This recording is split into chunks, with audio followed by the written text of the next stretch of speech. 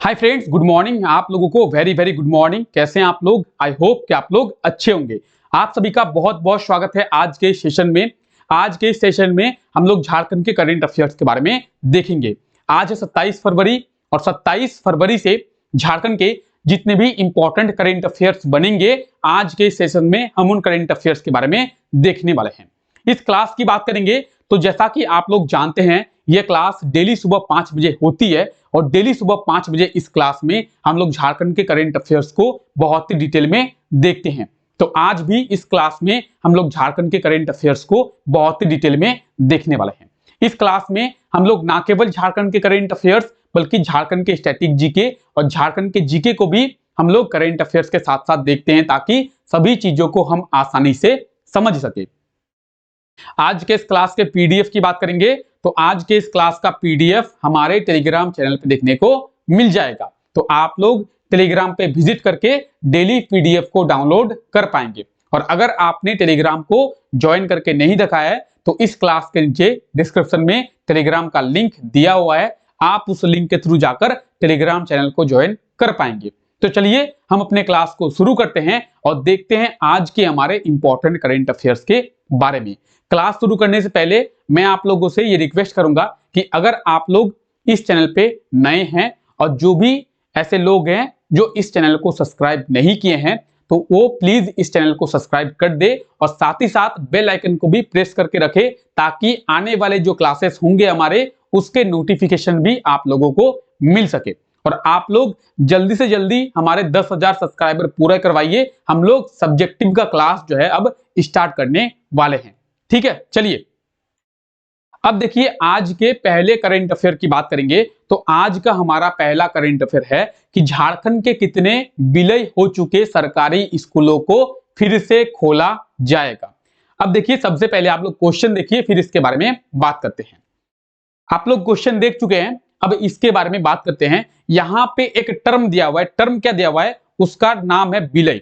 विलय जो टर्म है इसका मतलब क्या है, सबसे पहले हम लोग इसके बारे में जानेंगे। अगर क्वेश्चन में ये पूछा जाता कि झारखंड में कितने बंद हो चुके सरकारी स्कूलों को खोला जाएगा, तो हम लोग समझ जाते, क्या समझ जाते हैं कि जो भी सरकारी स्कूल पहले बंद हो गया था उसको झारखंड में फिर से खोला जाएगा। लेकिन विलय हो चुके सरकारी स्कूल, तो ये विलय हो चुके सरकारी स्कूल का आखिर मतलब क्या है? देखिए, विलय हो चुके सरकारी स्कूल का मतलब ये है 1 किलोमीटर 1.5 किलोमीटर के क्षेत्र में, 1 किलोमीटर के एरिया में पहले जो है 3-4 सरकारी स्कूल होते थे। ठीक है, 3-4 सरकारी स्कूल होते थे। वर्ष 2016-17 में झारखंड सरकार के द्वारा यह फैसला लिया गया। क्या फैसला लिया गया कि 3-4 सरकारी स्कूल जब हैं, लेकिन 3-4 सरकारी स्कूलों में छात्र ज्यादा नहीं होते थे। उसका रीजन क्या है कि छात्र जो है अलग अलग स्कूलों में चले जाते थे। तो मान लेते हैं कि 1 किलोमीटर के क्षेत्र में 3 स्कूल है, स्कूल ए, स्कूल बी और स्कूल सी। ठीक है, कितने स्कूल है? तो स्कूल ए, स्कूल बी और स्कूल सी, 3 स्कूल हैं। अब देखिए ये 3 स्कूल होने के क्या क्या लॉसेस थे। 3 स्कूल होने के लॉसेस थे, जो छात्र हैं वो इन तीनों स्कूलों में जाते थे। तो तीनों स्कूलों में जाने के कारण किसी भी एक स्कूल में भारी संख्या में छात्र नहीं थे। ठीक है, इसके लिए झारखंड सरकार को वहां पे टीचर रखना पड़ता था, वहां पे मिड डे मील का खाना देना पड़ता था, तो कई लॉस हो रहे थे। झारखंड सरकार के द्वारा वर्ष 2016-17 में यह फैसला लिया गया कि इन तीनों स्कूलों के छात्रों को किसी एक स्कूल में डालकर बाकी 2 स्कूलों को बंद कर दिया जाएगा, यानी तीनों स्कूलों को मिला दिया गया। इसे कहते हैं विलय। यानी मान लेते हैं कि इसमें ए में 200 छात्र थे और बी में भी 200 थे और सी में भी 200 थे। तो सी के और ए के जो छात्र हैं उन्हें बी में डाल दिया गया। अब बी में हो गए 600 छात्र और ए को और सी को बंद कर दिया गया। तो इसे कहते हैं विलय। ये कब किया गया? तो वर्ष 2016-2017 में झारखंड के बहुत सारे सरकारी स्कूलों का विलय कर दिया गया। अब आप लोग कमेंट करके आंसर दे कि 2016-17 में झारखंड के मुख्यमंत्री कौन थे और झारखंड में किनकी सरकार थी। ठीक है, अब जो है झारखंड सरकार के द्वारा यह फैसला लिया गया है कि झारखंड के जो भी स्कूल विलय हो गए हैं उनको धीरे धीरे खोला जाएगा। और इसकी शुरुआत झारखंड में 4096 स्कूलों से की जा रही है। ऑप्शन बी इसका बिल्कुल सही आंसर हो जाएगा। झारखंड में अब 4096 विलय हो चुके सरकारी स्कूलों को फिर से खोला जाएगा। झारखंड के शिक्षा मंत्री जगन्नाथ महतो के द्वारा यह घोषणा की गई है कि अब जो है झारखंड में जो भी विलय हो चुके स्कूल है उसको धीरे धीरे खोला जाएगा। और झारखंड के शिक्षा मंत्री ने यह निर्देश जारी किया है कि झारखंड में 4096 विलय हो चुके स्कूलों को फिर से खोला जाएगा। तो देखिए झारखंड में 4096 सरकारी स्कूल जो विलय हो चुके थे उन्हें फिर से शुरू किया जाएगा। शैक्षणिक सत्र 2023-24 के सेशन में ही, यानी इसी वर्ष से इन स्कूलों को खोला जाएगा। झारखंड शिक्षा परियोजना की निर्देशक हैं किरण कुमारी। इन्होंने सभी राज्य के सभी जिलों के उपायुक्तों को निर्देश जारी कर दिया गया है। ठीक है, तो अब जो है झारखंड में 4096 सरकारी स्कूल जो विलय हो चुके थे पहले उन्हें खोला जाएगा। वर्ष 2016-17 में झारखंड के बहुत सारे स्कूलों को विलय कर दिया गया था। तो आप लोग अब कमेंट करके आंसर दे कि वर्ष 2016-17 में झारखंड के मुख्यमंत्री कौन थे और झारखंड में किनकी सरकार थी। ठीक है, बाकी विलय के बारे में यहाँ पे जानकारी दी हुई है, आप देख सकते हैं। अब विलय के बारे में थोड़ा समझते हैं। तो झारखंड के सरकारी स्कूल जो विलय हो चुके थे उन्हें अब फिर से शुरू किया जाएगा। कितने? तो 4096, लगभग कह सकते हैं 4100, 4096। ठीक है, अब विलय को हम लोग समझते हैं। ये देखिए, यह है 1 किलोमीटर। ठीक है, अब आप देख रहे हैं 1 किलोमीटर के अंडर में इसमें भी 200 छात्र हैं और इसमें भी 200 छात्र हैं। 1 किलोमीटर के क्षेत्र में 2 स्कूल हैं जिसमें 200 और 200 छात्र हैं। इन दोनों स्कूलों को मिला दिया गया और एक स्कूल में 400 छात्रों को कर दिया गया और एक स्कूल में बंद कर दिया गया। एक स्कूल को बंद कर दिया गया और एक स्कूल में सभी छात्रों को कर दिया गया। तो इसे कहते हैं विलय। 2 स्कूलों को मिलाकर एक स्कूल बना दिया गया। ठीक है, और मैंने आपको कुछ दिन पहले बताई थी कि झारखंड में जो भी सरकारी स्कूल है उनके छात्र की जो ड्रेस है उसको भी अभी चेंज किया गया है। और ये जो आप ड्रेस देख रहे हैं ये वर्तमान में झारखंड के सरकारी स्कूलों के छात्रों की ड्रेस है। तो इसे भी आप लोग याद रखेंगे। ठीक है, चलिए आगे बढ़े, आगे देखते हैं हमारे अगले करंट अफेयर के देखते हैं। ठीक है, अगला करंट अफेयर क्या है? हाल ही में भारत सरकार के द्वारा देश के आकांक्षी प्रखंडों में झारखंड के कितने प्रखंडों का चयन किया गया है? सबसे पहले आप लोग क्वेश्चन देखिए, फिर इसके बारे में हम लोग बात करेंगे। अब देखिए, भारत सरकार के द्वारा देश के आकांक्षी प्रखंडों का चयन किया गया है। इन आकांक्षी प्रखंडों में झारखंड के 35 प्रखंड, यानी ब्लॉक, प्रखंड का मतलब क्या होता है? ब्लॉक। झारखंड के 35 ब्लॉक का चयन किया गया है। जो भी ब्लॉक अपने एरिया में अच्छा काम कर रहा है और अपने एरिया का डेवलप कर रहा है, भारत सरकार के द्वारा उन ब्लॉक का चयन किया गया है। इसमें झारखंड के 35 ब्लॉक शामिल है। तो भारत सरकार के द्वारा झारखंड के आकांक्षी ब्लॉक की सूची में, भारत के आकांक्षी ब्लॉक की सूची में झारखंड के 35 ब्लॉक को शामिल किया गया है। ठीक है, बात करेंगे टोटल ब्लॉक की, तो भारत सरकार के द्वारा 540 ब्लॉक का चयन किया गया जिसमें झारखंड के 35 ब्लॉक शामिल है। और 27 फरवरी यानी आज के दिन पीएम नरेंद्र मोदी के द्वारा 15 ब्लॉक के BDO, block development officer, BDO, BDO का मतलब क्या है? बीडीओ, ब्लॉक डेवलपमेंट ऑफिसर, प्रखंड विकास पदाधिकारी, प्रखंड विकास पदाधिकारी, ब्लॉक डेवलपमेंट ऑफिसर। तो क्या ब्लॉक डेवलपमेंट ऑफिसर क्या? 27 फरवरी यानी आज के दिन पीएम नरेंद्र मोदी के द्वारा भारत के 15 ब्लॉक के बीडीओ के साथ बात की जाएगी वीडियो कॉन्फ्रेंस में। ठीक है, अब उनसे बात क्या की जाएगी? उनसे ये पूछा जाएगा कि आप अपने एरिया को किस तरीके से डेवलप कर रहे हैं, आप अपने क्षेत्र को किस तरीके से डेवलप जो है कर रहे हैं। तो पीएम नरेंद्र मोदी के द्वारा आज के दिन भारत के 15 ब्लॉक के वीडियो के साथ बात की जाएगी, जिसमें से झारखंड के भी 2 ब्लॉक के वीडियो शामिल है। यानी झारखंड के 2 ब्लॉक के वीडियो के साथ पीएम नरेंद्र मोदी आज के दिन बात करेंगे, वीडियो कॉन्फ्रेंस करेंगे।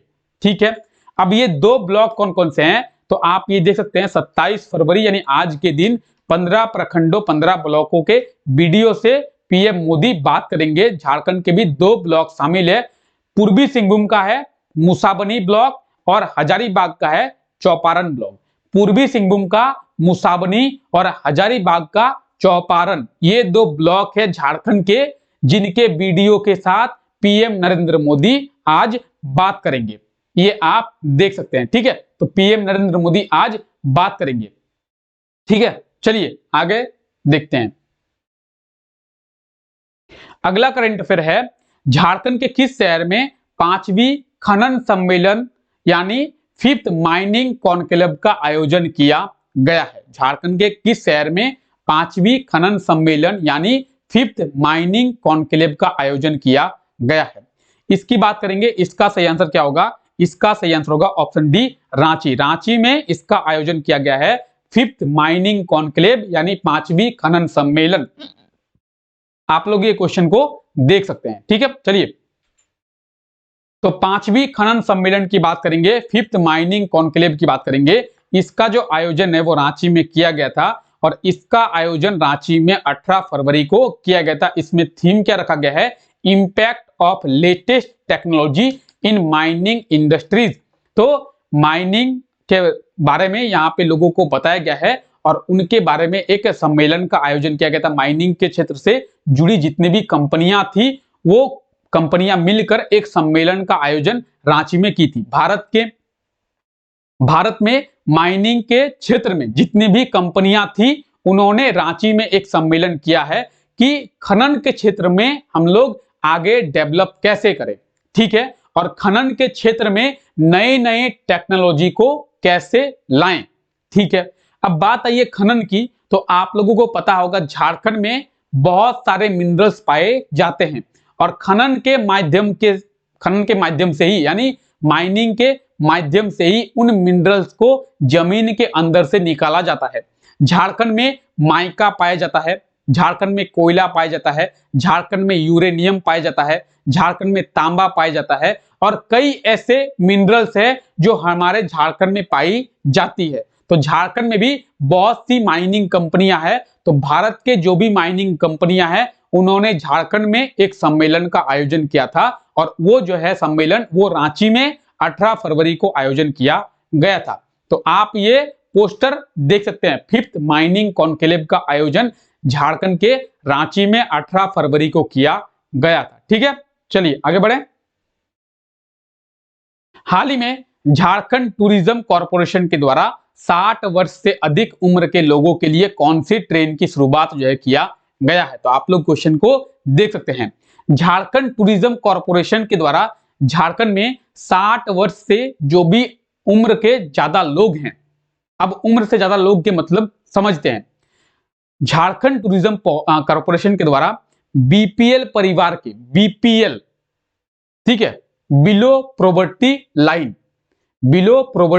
लाइन, गरीबी रेखा से नीचे का वर्ग बीपीएल कहलाता है।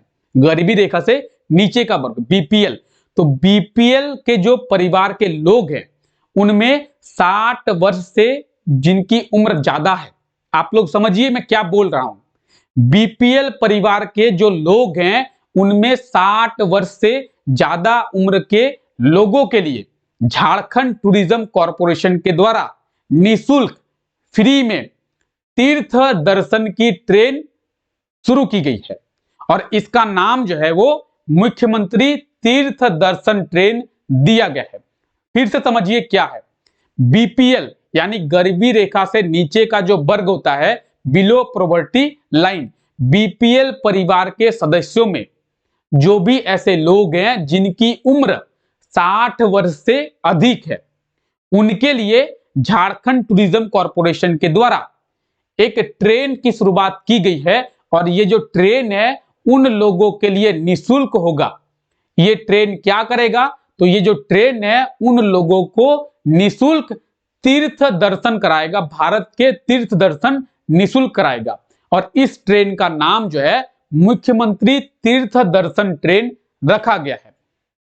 तो आप ये देख सकते हैं, झारखंड टूरिज्म कॉर्पोरेशन के द्वारा बीपीएल परिवार के 60 वर्ष से ज्यादा उम्र के लोगों के लिए मुख्यमंत्री तीर्थ दर्शन ट्रेन की शुरुआत की गई है। और इसकी जो शुरुआत है वो 15 फरवरी से किया गया है। ठीक है, इसकी शुरुआत 15 फरवरी से किया गया है, मुख्यमंत्री तीर्थ दर्शन ट्रेन। आप ये देख सकते हैं। ठीक है, चलिए आगे बढ़ें, आगे देखते हैं। अगला क्वेश्चन है, हाल ही में जारी अंतरराष्ट्रीय बौद्धिक संपदा सूचकांक में भारत को कितवां स्थान दिया गया है? तो देखिए, अंतरराष्ट्रीय बौद्धिक संपदा सूचकांक में हमारे भारत को 2023 में यानी इस वर्ष 42वां स्थान दिया गया है। ऑप्शन डी इसका बिल्कुल सही आंसर हो जाएगा। बात करेंगे ये अंतरराष्ट्रीय बौद्धिक संपदा सूचकांक, तो ये किसके द्वारा जारी किया जाता है? यूएस चेंबर ऑफ कॉमर्स के global innovation policy centre, US chambers of commerce के ग्लोबल इनोवेशन पॉलिसी सेंटर के द्वारा ये जो रिपोर्ट है वो जारी किया जाता है। इस रिपोर्ट में अमेरिका को पहला स्थान दिया गया है, ब्रिटेन को दूसरा स्थान, फ्रांस को तीसरा स्थान। तो इन तीनों को आप लोग याद रखें और हमारे भारत को इसमें 42वां स्थान दिया गया है। भारत की बात करेंगे, 2019 में 36वां स्थान दिया गया था, 2020 में 40वां स्थान दिया गया था, 2021 में 40वां, 2042 में 43वां स्थान दिया गया था और 2023 में जो है 42वां स्थान दिया गया है। तो ठीक है, इसे आप लोग याद रखेंगे। 2022 और 2023 दोनों को आप लोग याद रखेंगे। 2022 में 43, 43 और 2023 में 42। ठीक है, पहले स्थान पर अमेरिका, ब्रिटेन, फ्रांस, इन तीनों को याद रखेंगे और हमारे भारत की याद रखेंगे। बात करेंगे इसमें टोटल कंट्री कितने हैं, तो इसमें टोटल 55 कंट्री है, 55 देश शामिल है। 55 देशों के बौद्धिक संपदा सूचकांक जारी किया जाता है। ठीक है, 55 देशों में हमारे भारत को 42वां स्थान मिला है। ठीक है, तो बाकी ये डिटेल आप देख सकते हैं, इसी के द्वारा जारी किया जाता है। ठीक है, चलिए आगे बढ़े।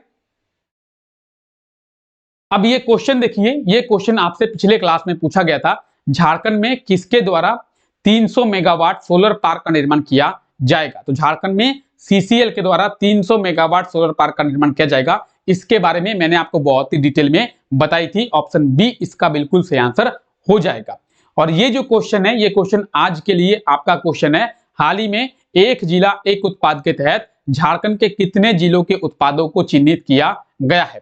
तो जो भी इसका सही आंसर होगा आप लोग कमेंट करके बताएंगे और इसके बारे में आप लोग डिटेल में लिखेंगे। ठीक है, डिटेल में आंसर देंगे। तो चलिए आज के लिए इतना ही रखते हैं। आई होप कि आपको ये क्लास अच्छा लगा होगा। अगर आपको ये क्लास अच्छा लगा है तो क्लास को लाइक कर दे और चैनल पे नए हैं तो चैनल को सब्सक्राइब जरूर कर दे। मिलते हैं नेक्स्ट वीडियो में, तब तक के लिए thank you, take care, bye bye.